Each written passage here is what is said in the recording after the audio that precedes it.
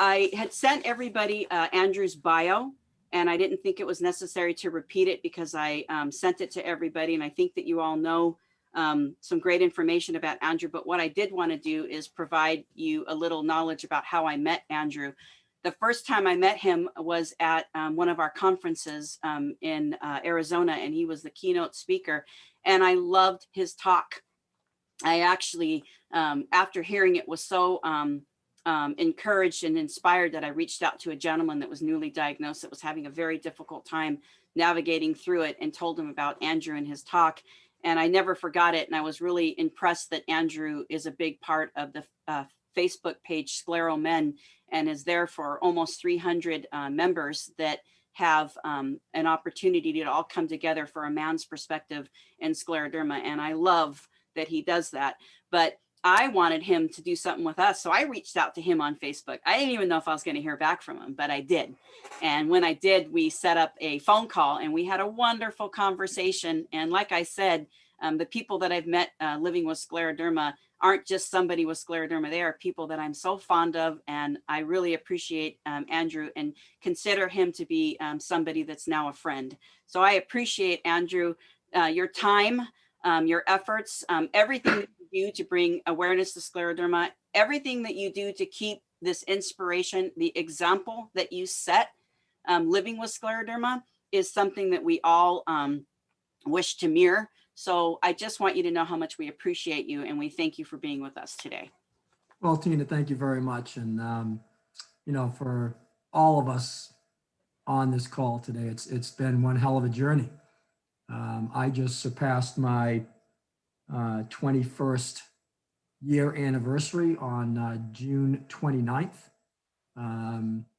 And I, even though it was 21 years ago, just reliving, you know, going to my nephrologist, my kidney doctors, because they had some issues with my levels. And then, you know, going into renal failure crisis and coma. And then looking at where I am today, it's very humbling, you know. And so part of what I want to talk about today is just sort of what inspires me each and every day.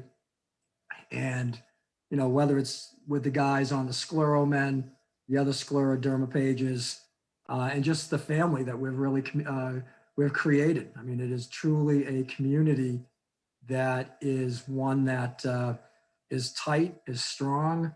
We're all warriors, and you know, each and every day, you know, we have our good days and we have our bad days, and you know, not unlike anyone else who has any other types of illnesses or challenges that they deal with.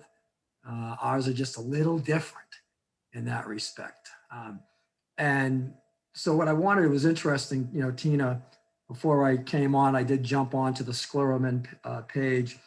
And yes, we have now 300 men worldwide who are on our Sclero page.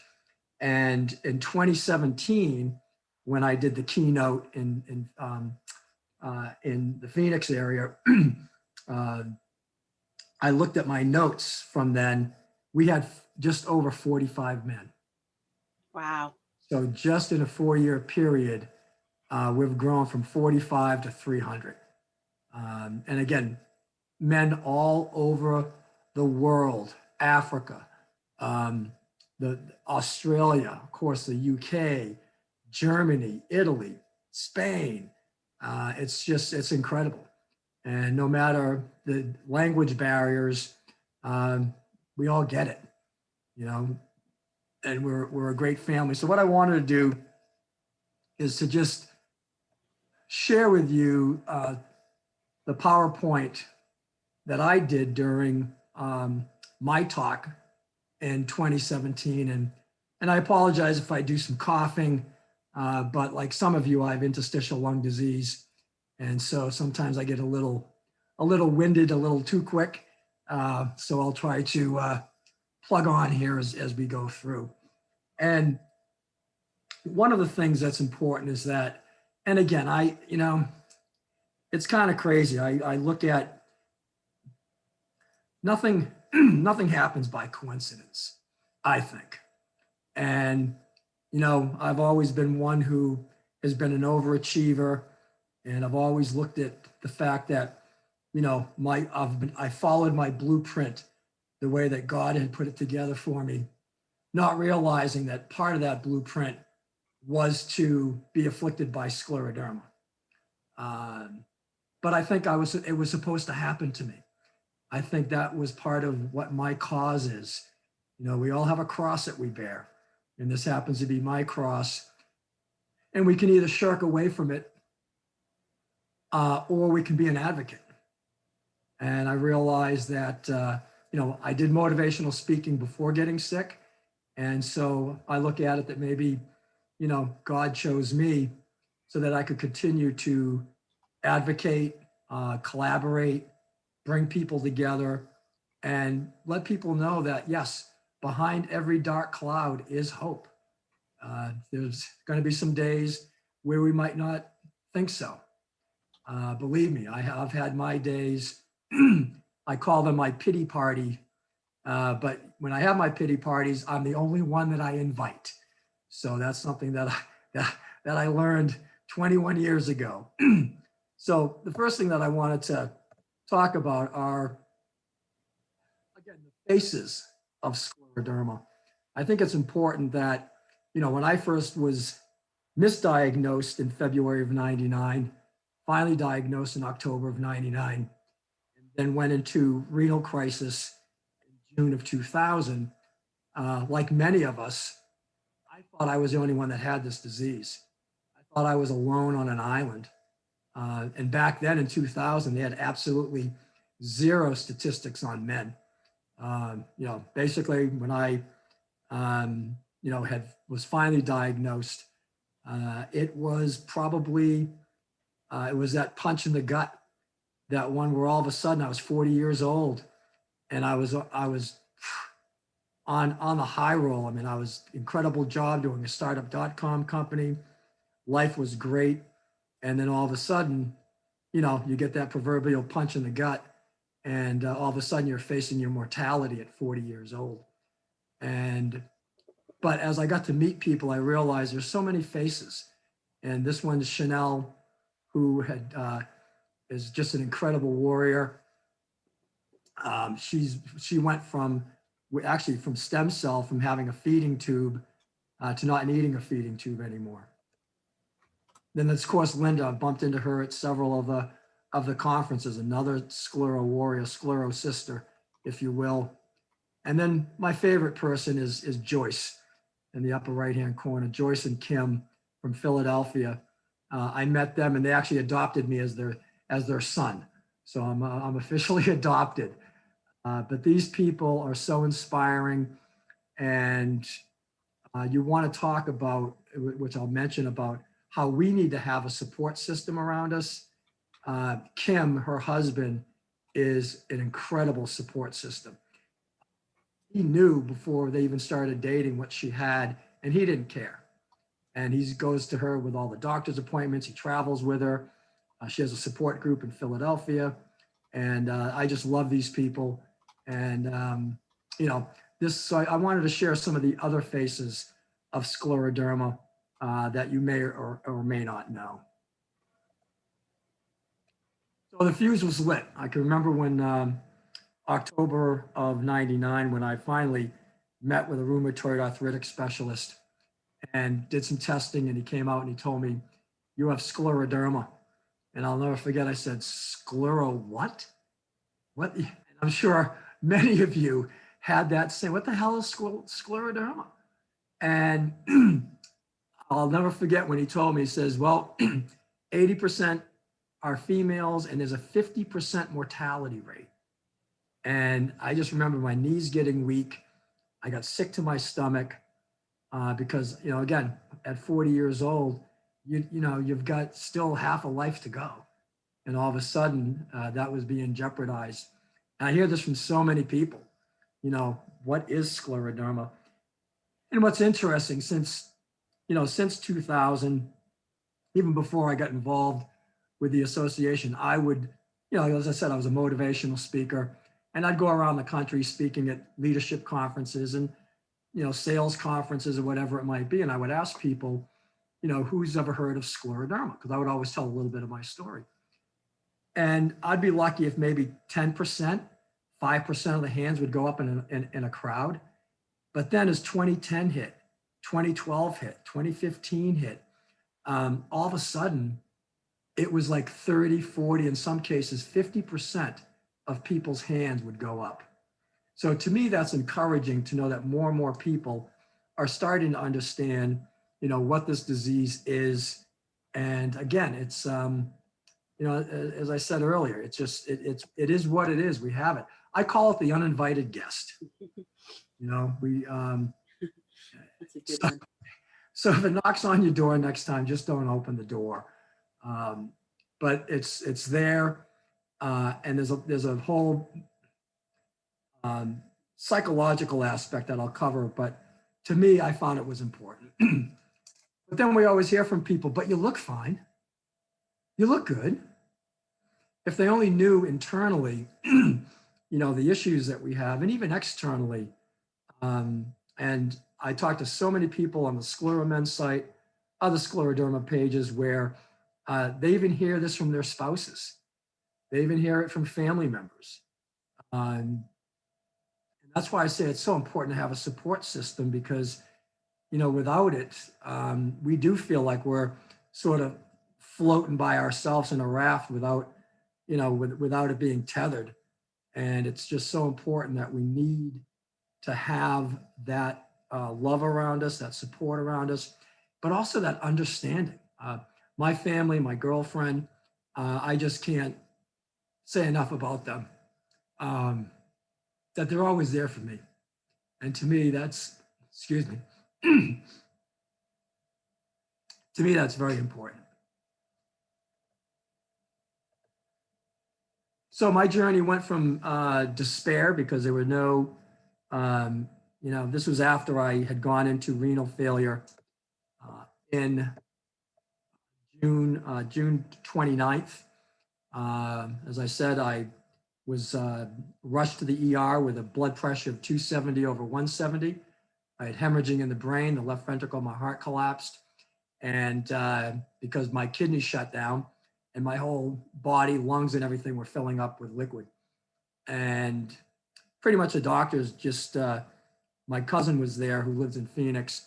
And he was told by the doctor that he has no right to be alive. He should not be alive right now. Don't tell me not to do something, because I'm gonna fight you on it. And so after coming out of a coma, my poor parents had to fly from Boston to Phoenix, not knowing if I was going to be alive. And even that was just, that should never happen. To a parent to bury a child. But so that was a lot of despair, a lot of why me, why me? And one of the things that was kind of interesting, I did have to go on dialysis, and I went on dialysis for 6 months. They were hoping to be able to kickstart the kidney, which they were able to do. Interesting, they wanted to put a fistula in my arm so that I could, they could put the needle in my arm for dialysis. I was doing 3 days a week, 3.5 hours a day. And I told them that, no, I didn't want to do that. And one of the doctors asked me, he said, well, why don't you want to, put the fistula in your arm? And I said, because if I do that, it means I've given up. And that's something that for everybody here, we just can't give up. Just was on Scleromen today, and there's a guy who, he's just tired. He's just wants to give up. And he's only had the disease for 3 years. I've had it for 21. And I told him, you just got to hang in there. So on the dialysis part, again, it was interesting. I went to my first session, and I tell you, when I walked into that dialysis unit, there were about 35 chairs. This was in Scottsdale, Arizona. 35 chairs, every single one was full. And as I walked from the very front of the unit to the very back where my chair was, I walked by people who had no hope. They all looked like There was just this, you could cut it with a knife. I'll never forget it. And I'm walking by and I'm just going, is this me? Is this where I'm going to end up? People saying, oh, I want to die, take me off of this. People who obviously had diabetes and they had amputations. And I'm looking around and just going, is this my lot? Is this what's going to be me in a few years?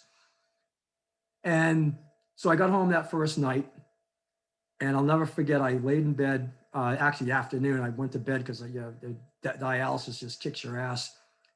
And I was talking to myself, as I always do. And I said, why me, God? Why did you do this to me? And there was no answer. 2 days later, I go to dialysis again. I come home and I said the same thing. And I heard a voice and it said, maybe it's not about you, Andrew. And I thought about that. And that's when it clicked that when I walked into that dialysis unit, it was no longer about me. It was about being able to bring hope and a smile and laughter into the faces of these people who didn't have any. And so that was part of my journey and my acceptance of this disease, and realizing that I was supposed to get this. This was part of my blueprint. And it's important that we embrace it, which I'll talk about briefly. And just a funny story, I was 13 days in the hospital, and I don't know if you've ever been in the hospital for long periods of time, but the food sucks. Let's just say that. And they had me on sticky rice and Swedish meatballs that were horrible. And so I know my parents were coming up to visit, and there was a cafeteria at the bottom floor. I was on the 5th floor. So I snuck out of my room. I couldn't even hardly walk. So I shuffled across the nurse's station to the elevator, went down, went into the cafeteria, ordered a slice of pepperoni pizza and a Sprite, ate it. People looking at me because I was in my scrubs, and so I hit the elevator, went back upstairs, and as soon as the elevator door opened, there were 3 nurses standing there with their hands on their hips. Unbeknownst to me, I had a heart monitor on, and as soon as I left the floor, the alarms went off. They ran into my room. I was nowhere to be found. They ran into bathrooms. They ran into closets. They ran into other patients' rooms. They couldn't find me. And so I was like that little proverbial puppy dog that had its tail between its legs when it opened up. And I just said, I'm sorry, you guys, I just can't do any more of these Swedish meatballs. So they did talk to my doctor, and I was allowed a slice of pizza every 3rd day. So I did have a little bit of a win. But again, with all these challenges we have, you got to find the humor in things. And to me, that was important.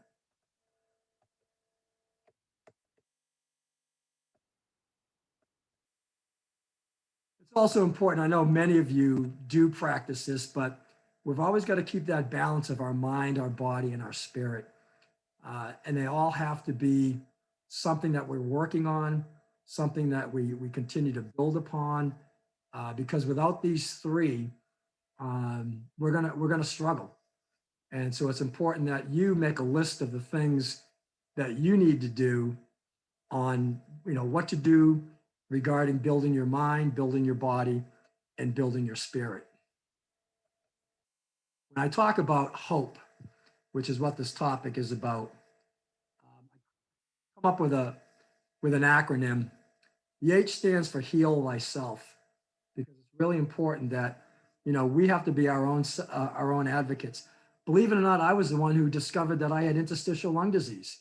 My doctor kept telling me that, gosh, your lungs sound fine. But I knew from having been, a good athlete, worked out all the time, that I was getting tired, getting winded, and I knew something was wrong. I was the one that finally had to tell them, hey, I want a pulmonary function test and I want a CAT scan. And that's when they discovered that I had interstitial lung disease. The O stands for optimistic. Um, you know, again, some days are going to be harder than others, but we really need to be optimistic and try to be. I'm naturally an optimist. So maybe that gives me a leg up, but it's really important. And then the power of prayer. I had thousands of people praying for me all over the country. I was on prayer lists in synagogues and churches and mosques. I tell you, it was so humbling when I would hear from people. And matter of fact, my book, A Celebration of Life, the subtitle is A Story of Hope, a Miracle, and the Power of Attitude, because I'm a firm believer in miracles. I am, and I write in my book about many miracles that Christ had performed, but that doesn't mean that we can't have those miracles as well. And then the last one is empower, and I'll cover each one of these. But this is the acronym that I use for hope, because there is hope. When I look at the breakthroughs today versus 21 years ago, it is just so encouraging. It really, really is. So under Heal Thyself, the first thing we need to do is we need to embrace it.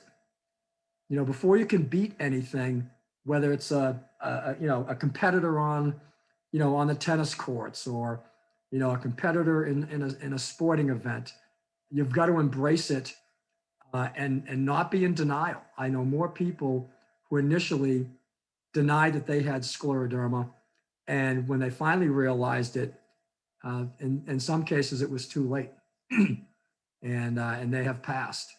But so the first thing that I learned to do early on was I wrapped my arms around the scleroderma. I said, "Damn it, you're here, and we're gonna, we're going through this thing together." But once you embrace it, you become stronger than it, and that's the key. If the more we can stay stronger than it, then I think it gives us a better opportunity, a better chance with new therapies, and just with our own attitude and our outlook. Listen to your bodies. Typically, again, I know Carl's on here. I don't know if we have any other men that are on here. Guys tend to be, we tend to be like, we think we're immortal. Nothing happens to us. And we also tend to be a little bit less vocal about things that are going on. Hence why we created the Scleromen site. But I listen to my body. Anything that isn't right, I call my scleroderma doctor, whether it's my regular scleroderma doctor, Dr. T, or Dr. Hawkins, who's my pulmonary function doctor. And let me tell you, this has been critical. Don't push anything off. If there's something that's not right, there's a reason. Your body's talking to you. We've got to listen. Go see specialists. I'm sure many of you go onto the scleroderma websites, the Facebook pages. I get concerned when I see people on there asking medical questions to the group, and yet they're not even talking to their doctors about it. And I see so many people who respond to somebody's question and say, you need to talk to your doctor. You need to talk to your specialist. So go see your specialist. I just had a young guy that from the Scleromen that, again, he was just going to a regular, a primary care doctor. And so I finally got him to look in his area. We helped him out a little bit with some potential contacts, and now he's going to see a specialist. But again, it's we've got to heal ourselves. And then we need to be open-minded, whether it's through traditional medicine, homeopathic, functional, Reiki, meditation, Pilates. Obviously our skin becomes very tight and very, very restricted. And so things that we can do to help alleviate that, even the smallest little thing, they're extremely important. And so these are just some things we really need to be open-minded about it. I'm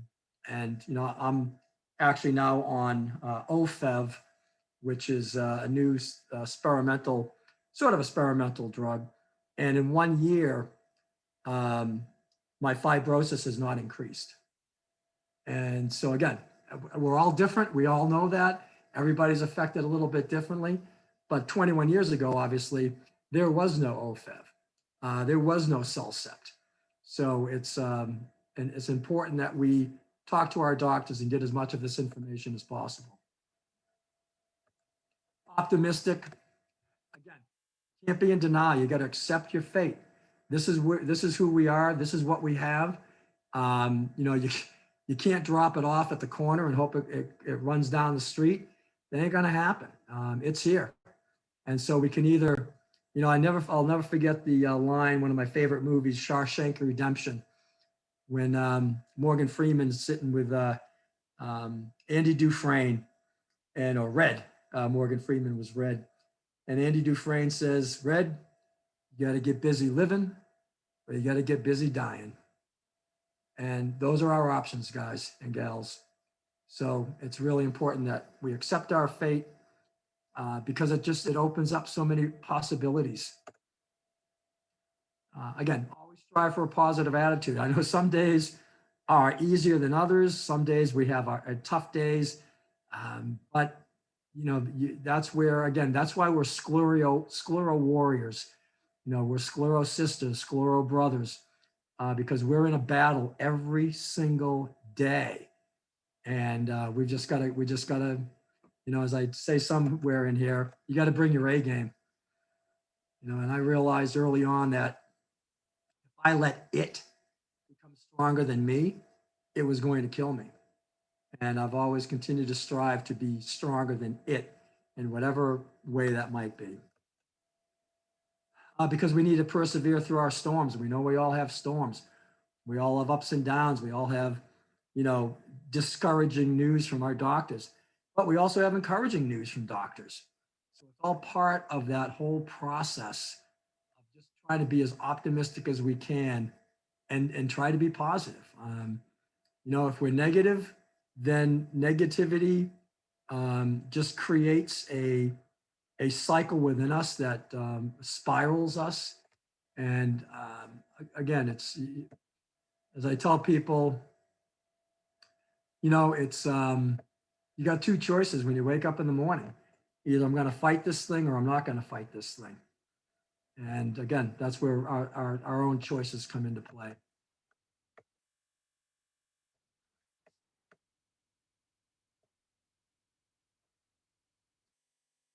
I love this saying by Vince Lombardi.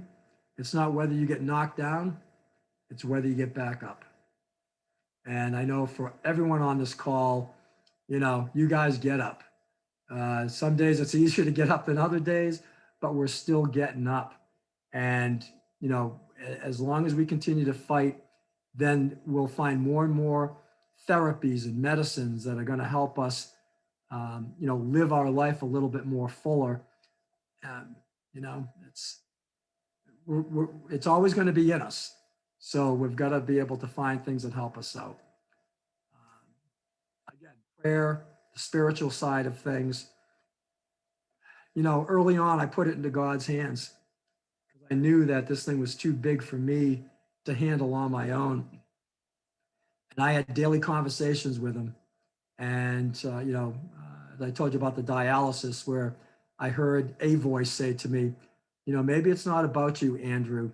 And even today, I look at that as I continue to advocate the ScleroMen page. That's what motivates me. That's what inspires me. That's what gets me to continue to do these things, is because I know that I'm helping others. And, even before I came down with this disease, I've always said that at the end of our lives, when we look back on them, I think the biggest thing that we have to answer this question is, did I make a difference in the lives of other people?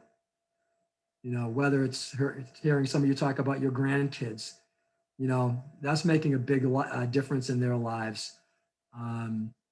But I look at it as, if I can help others, join the ScleroMen or go see a specialist that might help save their life, then again, that's why I was put here. I did a lot of praying. I asked God to heal me. I still ask God to heal me to this day. I tell him, I say to him, I'm broken. My lungs are broken, and just continue to put your healing hands on my lungs so that maybe someday, I'll be able to do the things that I used to do. Not that I don't do them, I just I just do them at a lot slower pace than I used to. And again, that's just the reality of it. And then we really need to seek support from our loved ones. And I'll talk a little bit about this, but I think to me, this has been one of the most critical parts, because if I didn't have the support and love from my family, my mom and dad, rest their souls, my girlfriend, I would feel at times a lot more hopeless. And then we need to empower ourselves. I'd like to say only you can control your destiny, and don't let it, meaning scleroderma, control your destiny. You need to control it. Educate yourself. Educate your doctors. Listen to your doctors. Go onto YouTube. Go onto the Sclero Facebook pages, the Scleroderma newsletters. Knowledge is power. When I first found out I had this disease, I read everything, because if I had a disease that was going to kill me, damn it, I was going to make sure I knew as much about it as possible. And I actually knew more about it in some of my appointments with doctors than they knew. And so that's why I said, we educate ourselves and also educate our doctors. And then educate others. It was very important that I educated my family, my parents, my friends. I would even have some of them go on appointments with me, because if you don't educate them, they don't understand it. If they don't understand, then they really don't realize what we go through on a daily basis with our pain and our issues and our internal issues that we have. So it's really important that you have to educate people, because if we don't educate them, they become ignorant. And when they become ignorant, then they just don't understand. And that's where lack of communication can be an issue. And then ask lots of questions. When I go to my doctors, even now, 21 years later, I still take a notepad with me. I still write down a bunch of questions before I go in there. Of course, my list has gotten a lot less than it used to be. I would go in sometimes, I almost had 2 pages of questions that I would be asking them. But again, if this disease is gonna come at me and try to take my life, then I need to know what's going on. And so that's, again, really the acronym for the HOPE. I know we've got a few minutes here as I continue to go through here. First thing is about having a support group. You need to have them be your advocate. We're probably our own best advocate, but when you get, I wrote an article before I wrote my book. It was called The Celebration of Life, that got printed in a national magazine. And my mom was my best advocate. She made dozens and dozens and dozens of copies of my article. And when she would go down to the local grocery store, she would hand them out to people that she knew, which was just amazing. She was my best marketing arm that I could possibly have. And even when I was contemplating, I had people call me up and just say, Andrew, you got such a great story here. You need to write a book. I go, no, I don't. You need to write a book. No, I don't. And that went on for probably about 6 months, until finally some really close friends said, you've got such a great message here. And then I started to write my book. It took me a while, very hard to write it. But it helped me not only become an advocate, but it helped other people. And I've had people who have read the book that have had cancer, other medical issues, financial issues, and they've found hope and inspiration from the book. So again, maybe that's why I was chosen to be, living with scleroderma, that I could get that message out. Have your support people, whether it's families, significant others, have them go to appointments with you. It's important that, because they may hear something that you don't, because, the way the doctor might be talking. But I think it's also for them to realize, let their reality hit about how powerful this disease is. So have them go to appointments, have them ask questions as well. And then have your significant others, your support group, your family, siblings, whatever it might be, have them attend these support groups like you're on, you know, because now they're on Zoom, so there's no reason why people can't attend a support group. Again, just to hear, you know, what we go through, but also to so that they can be a better advocate for us, and again, better understanding. Have them be part of caregiver groups. You know, some areas around the country, they do have caregiver groups. So again, something important to consider. And then when we look for networking for hope, again, so many great Facebook pages out there, Scleroderma Angels, Project Scleroderma. There's also another one, Dare Scleroderma, Scleroderma and Functional Medicine, who was actually started by the late Misty Rushing, God rest her soul, wonderful, wonderful person. And she was a big fighter, big fighter. Scleroderma Strong, it's started by Jessica Messingale out of Florida. She's a sweetheart. She's been fighting this for a while. I got to meet her in Phoenix, and now she's my sclero sister. So it's, again, it's amazing the relationships and the strong relationships that we've created with everybody. And then there's the Sclero Men. So I know that Carl is on our call, and Carl, if you haven't had a chance yet, I don't know if you're on Facebook or not, but it would be worthwhile just creating an account just so you can be on this, because we commiserate, we laugh, we encourage, we cry with each other as we help each other try to get through some of these challenges. So in closing, and I hope, you know, again, I really appreciate Tina and Emmanuel for having me here and getting a chance to talk about this disease that we all deal with on a daily basis. But again, I want to thank everybody. But again, in closing, you know, hope can make us fighters, make us survivors. It can make us great role models. You know, a lot of my nieces will always tell me that I'm such an inspiration to them. And other friends who know what I go through, and they all feel some inspiration from what I, you know, the face that I put on this. And it's pretty overwhelming. It's humbling, as a matter of fact. And then we also need to be advocates. And, you know, that's really an important aspect of this. And so by doing that, obviously, here is a copy of my book, A Celebration of Life. It is available at andrewbotieri.com. And I do autograph copies of it. It's only $20. And a portion of each sale does go back to the National Scleroderma Foundation. And so if anybody's interested, you can go onto our website.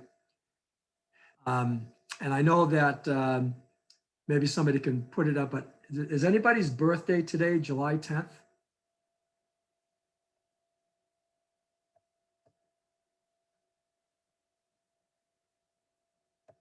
Anybody? Who's close to July 10th for a birthday? Patricia, when are you? Yours? Pat, yeah, I'm the 19th. Okay, 31st. all right. Anybody closer to July 10th than July 19th? Going once, going twice. All right, Patricia, would you send your mailing address to Tina? And I will Okay. do a autographed copy of my book. Oh, thank you so much. Yeah. I look forward to that. So that was our little fun game for today. And so the last thing I just wanted to say is, you know, I've been able to celebrate my life. And what I really want for everybody on here with everything I've talked about is I really would like you to be able to celebrate your life. Tina, thank you. Does anybody have any questions? I know we've got a few minutes for Q&A time. So if anybody has any, feel free to ask and we'll go from there. Thank you. Thank you, Andrew. Beautiful message. And I had my camera off, but I was nodding the entire time. There's so many things that you said that everybody can identify with, and so many key elements to navigating through this disease, whether it's talking about the positive attitude or talking about some of the things that you need to do to be prepared for it, as well as sometimes being the one that brings the education to somebody else, or brings the support system. So while some are here to get support, some are here to give that support.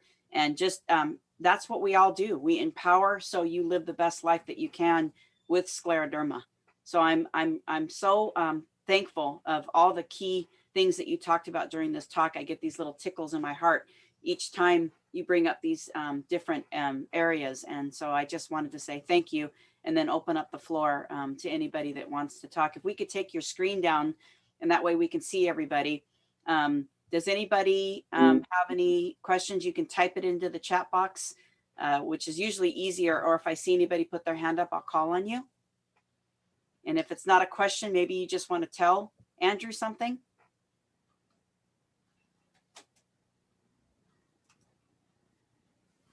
I'm looking around. Anybody? A quiet group. Mm-hmm.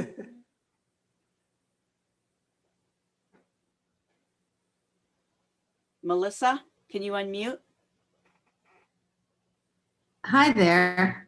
I'm in Raleigh, North Carolina, and it's so nice that you all have each other in Southern California.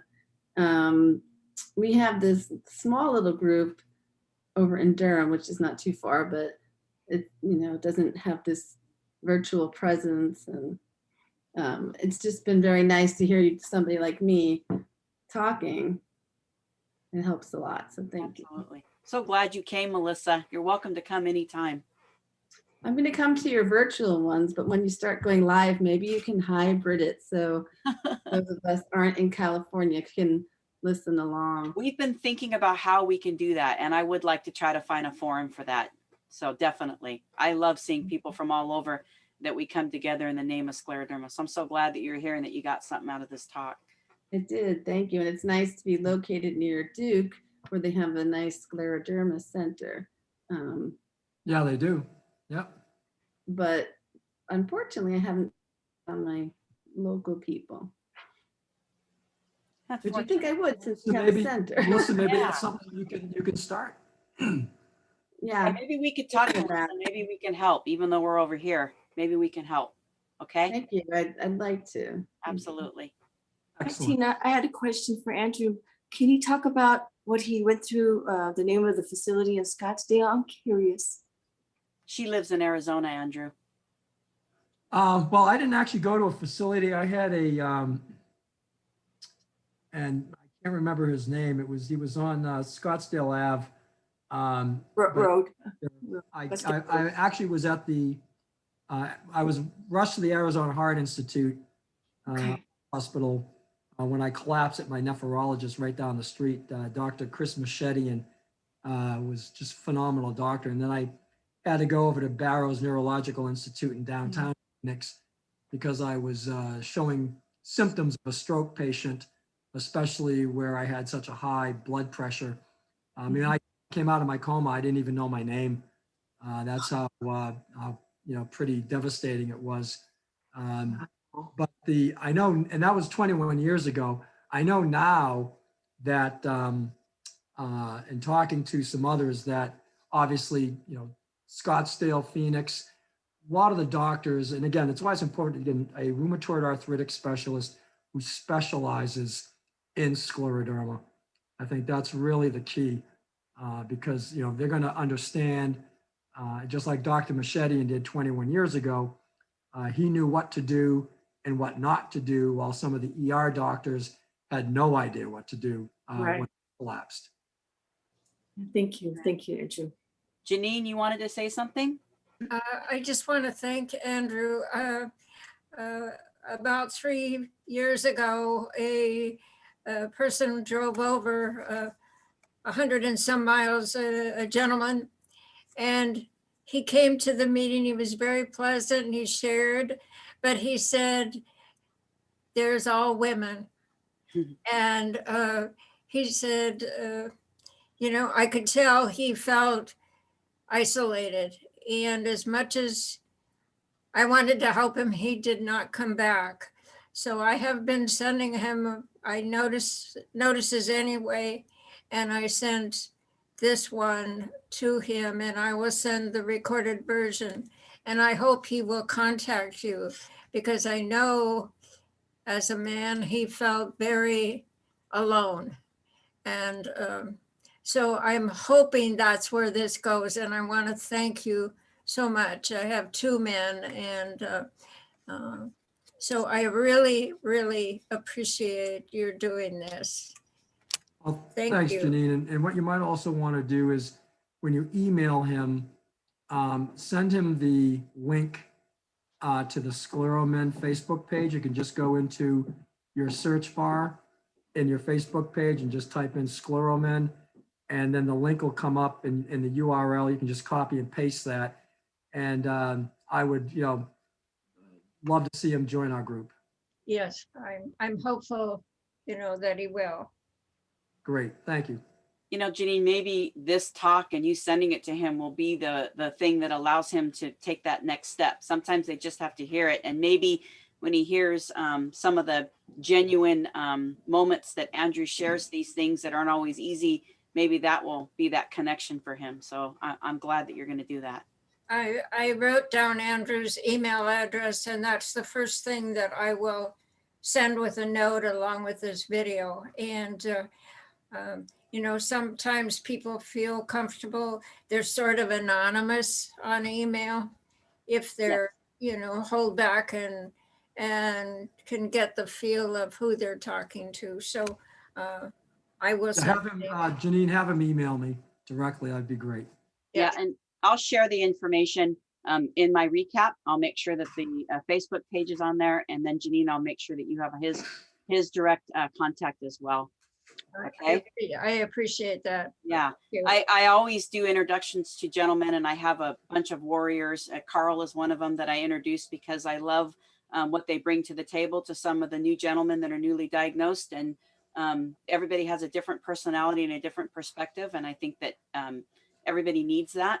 So part of those introductions is always reminding people about scleromen as well, because I do believe that while it's nice to have all these women doting over you guys that are here, it's also nice to have those moments where they can rely on each other and have their own moments together.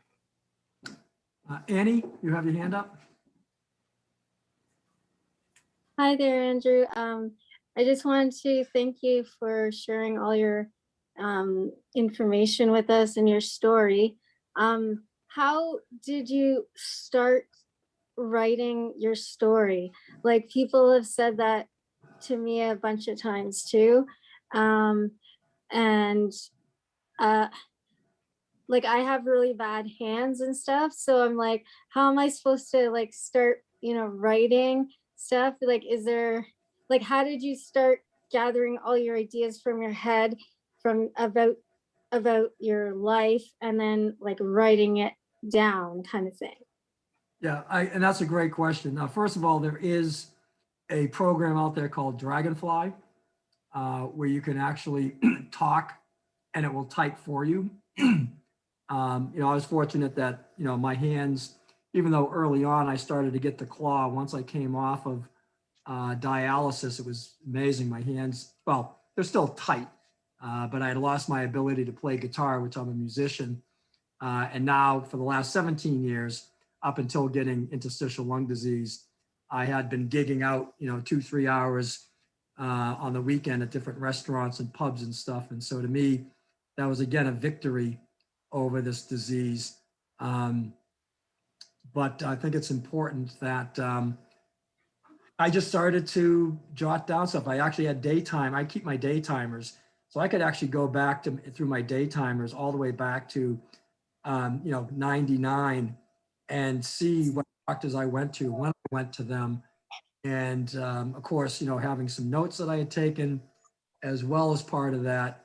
But I just started to write, and then from there you edit down, and next thing I know that and, plus I've always been a writer. I've written music, songwriter.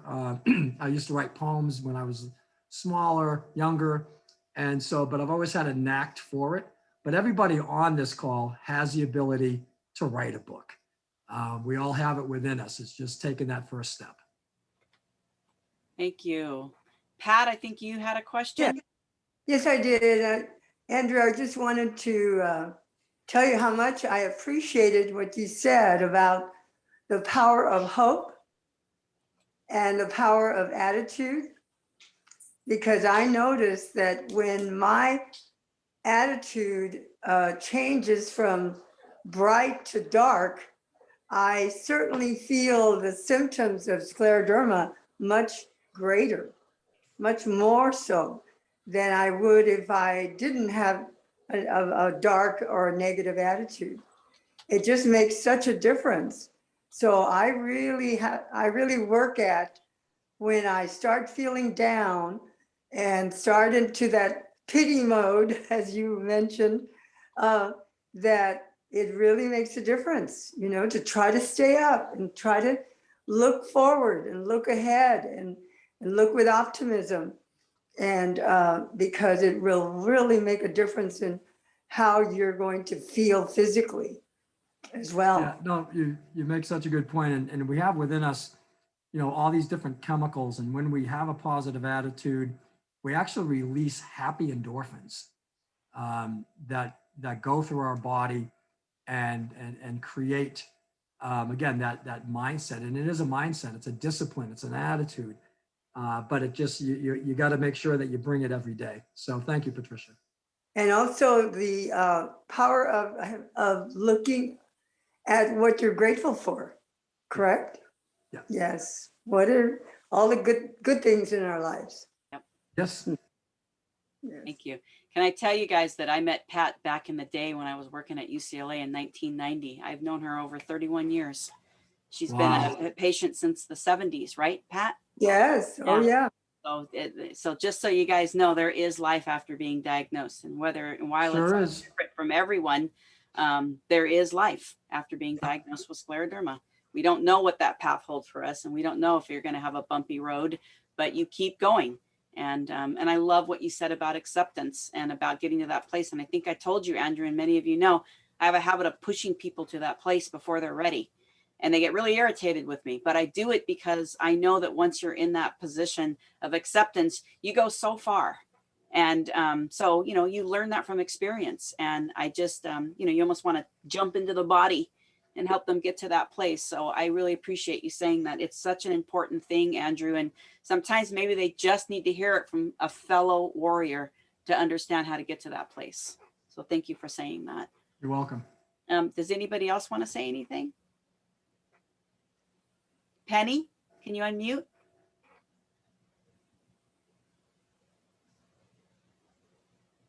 You're still muted.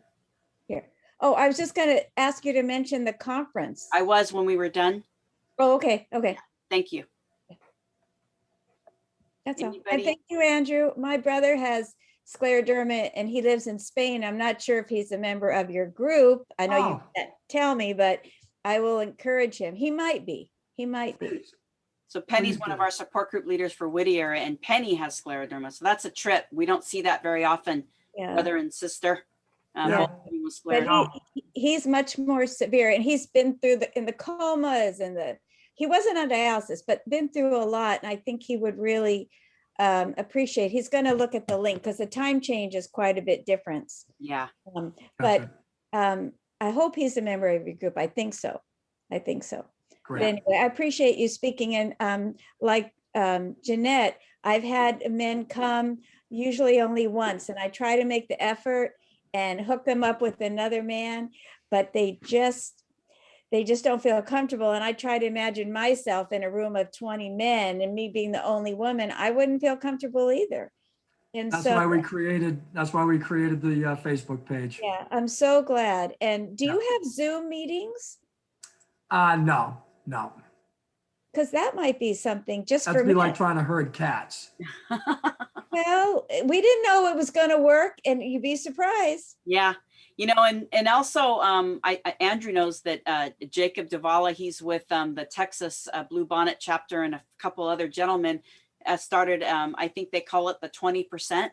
And I guess it's Yeah. now a support group, and they do, I think, are going to start doing Zoom meetings. Yes. So I'm going to reach out. I actually asked Jacob to come today, but he probably had other things. And I know other support groups are meeting on Zoom today. And so there were some conflicting dates, like when I reached out to Mary McClay, which as I told you guys, she's a support group leader too. And she was in my spin sled training. We didn't know who was going to have meetings today, but just in case they didn't, we wanted people to come and visit with us today. But that's Yeah. another That- group that we can also put Yeah. in our recap too. Yeah, Jacob and that group, the 20%, they're going to start doing remote sessions and webinars. So, which will be great. Yeah, absolutely. So yeah, I'll make sure everybody has that information too. Well, again, I gotta jump off. I've got to pick up my nephews. We're gonna go to Jurassic Tour, which is a life-size dinosaurs and stuff. So it got rained out yesterday. So I'm Nice. here. But again, I want to thank everybody, and Tina, Emmanuel. Again, thank you guys very much for all your help in pulling this together. Thank you so much, Andrew. We really appreciate you being with us today. And I hope that there will be more to come in the future. All right, great. Take care, everybody. Thank you, Andrew, and everybody Bye-bye. else. Bye.